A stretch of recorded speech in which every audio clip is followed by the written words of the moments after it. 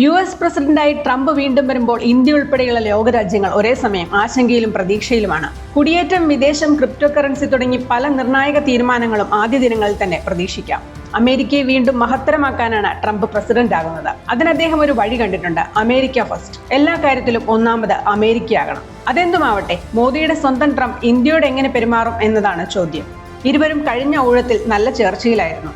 എന്നാൽ വ്യാപാരകാര്യം വരുമ്പോൾ America ഫസ്റ്റിന് Trump ഊന്നൽ നൽകും. അത് ഇന്ത്യക്കും കുറെ പ്രയാസം സൃഷ്ടിക്കും. എല്ലാ ഇറക്കുമതിക്കും 10% ചുങ്കം നടപ്പാക്കാനാണ് ട്രംപിന്റെ പ്ലാൻ. 2017-21 കാലത്ത് ട്രംപ് ഇന്ത്യയിൽ നിന്നുള്ള സ്റ്റീൽ, അലൂമിനിയം ഇറക്കുമതികൾക്ക് പിഴച്ചുങ്കം ചുമത്തിയത് മറക്കാറായിട്ടില്ല. നരേന്ദ്രമോദിയോടുള്ള അടുപ്പമൊന്നും അന്ന് ട്രംപിനെ തീരുമാനത്തിൽ നിന്ന് മാറ്റിയില്ല. ചുങ്കം കൂട്ടിയാൽ അമേരിക്കയിൽ വിലക്കയറ്റം കൂടും. അത് പലിശ നിരക്ക് കൂടാൻ വഴിതെളിക്കും. പലിശ കൂട്ടുമ്പോൾ വളർച്ച കുറയും. ലോകത്തിലെ ഏറ്റവും വലിയ സാമ്പത്തിക ശക്തിയായ US-ലെ വളർച്ച കുറഞ്ഞാൽ മറ്റിടങ്ങളിലും വളർച്ച താഴും. ഇന്ത്യക്കാർക്ക് വിദേശയാത്രയും വിദേശ പഠനവും വിദേശ ഉൽപ്പന്നങ്ങളും കൂടുതൽ ചെലവേറിയതാകും. ഇന്ത്യയിൽ നിന്നുള്ള ഔഷധ കയറ്റുമതിക്കും ട്രംപ് ഭരണകൂടം വിലങ്ങുതടികൾ തീർക്കും. ഇത് ഇന്ത്യൻ ഫാർമ കമ്പനികളെ ബുദ്ധിമുട്ടിലാക്കും. ഇന്ത്യയുടെ ഏക ആശ്വാസം ചൈനയുടേതിലും വളരെ കുറവാകും ഇന്ത്യൻ ഉൽപ്പന്നങ്ങൾക്കുള്ള ചുങ്കം എന്നതാണ്. അത് ചൈനയിലുള്ള വിദേശ കമ്പനികളെ ഇന്ത്യയിലേക്ക് മാറാൻ പ്രേരിപ്പിക്കും എന്ന പ്രതീക്ഷ വളർത്തുന്നു.